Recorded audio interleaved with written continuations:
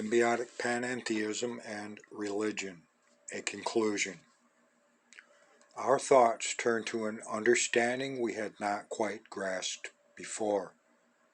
If the causative force is truly omnipresent, then the causative force is located everywhere and we cannot say otherwise. As such, we must rethink the idea regarding what our significance to the causative force may be.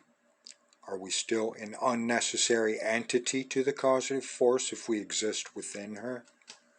Are we in interactive relationship with her, as appears to be the case with all other entities throughout the universe? And why the emphasis on the soul, human and otherwise? Is it because the soul is what has significance?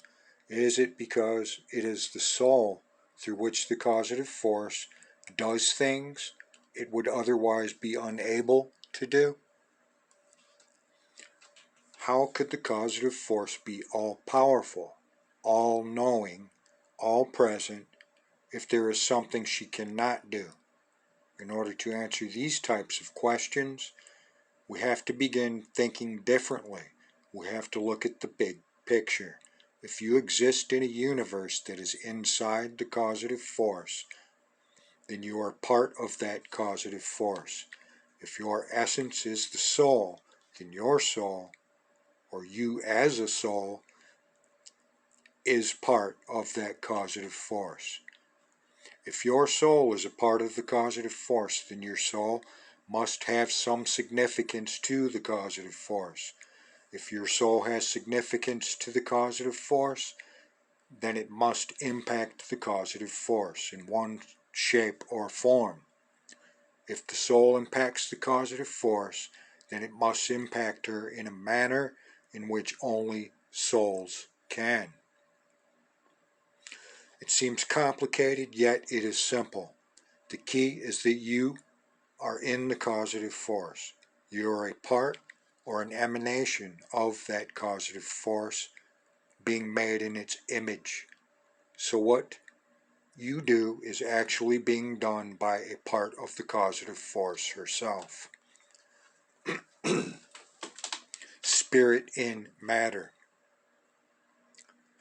We have always sensed our need for the causative force, yet we have never considered the other half of the picture. The causative force may very well need us.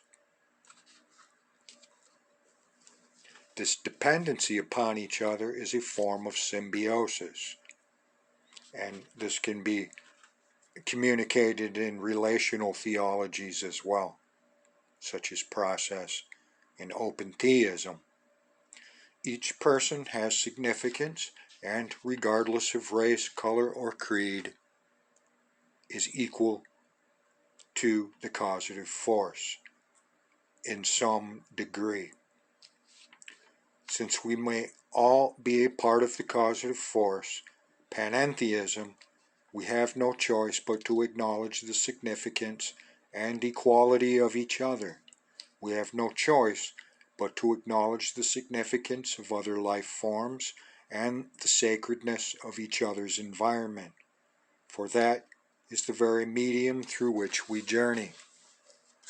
The net result is that not only do we need God or the causative force, but the causative force needs us in some way or another. We are in a symbiotic, interdependent relationship with the causative force.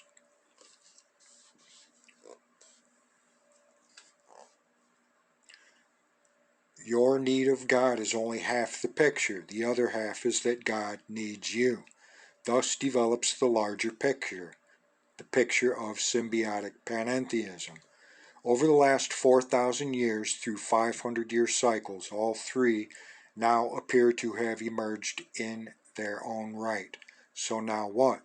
Since we are at the gate of the next 500-year cycle, perhaps the gate of the beginning of a new age as well, what is the next step? Who is to say for sure? Perhaps it is the development of a new religion.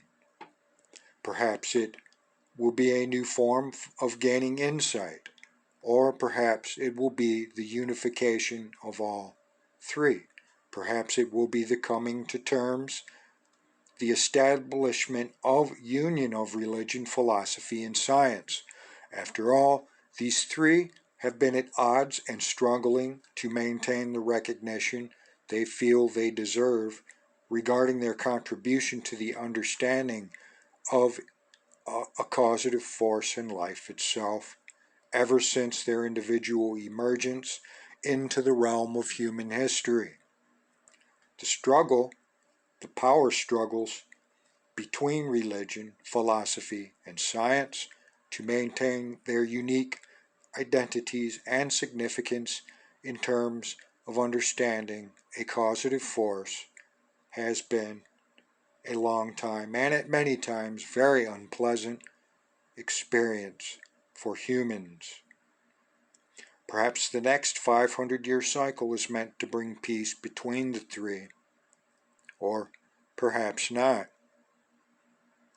A union of this magnitude would no doubt go a long way towards bringing about this peace and tranquility, not only within the individual, but within society. Far-reaching, perhaps. There is much more to discuss. This is much more research that could be done. However, it is time to move on. Another field of study awaits us. And it is time to examine what we have learned through the study of what we have seen.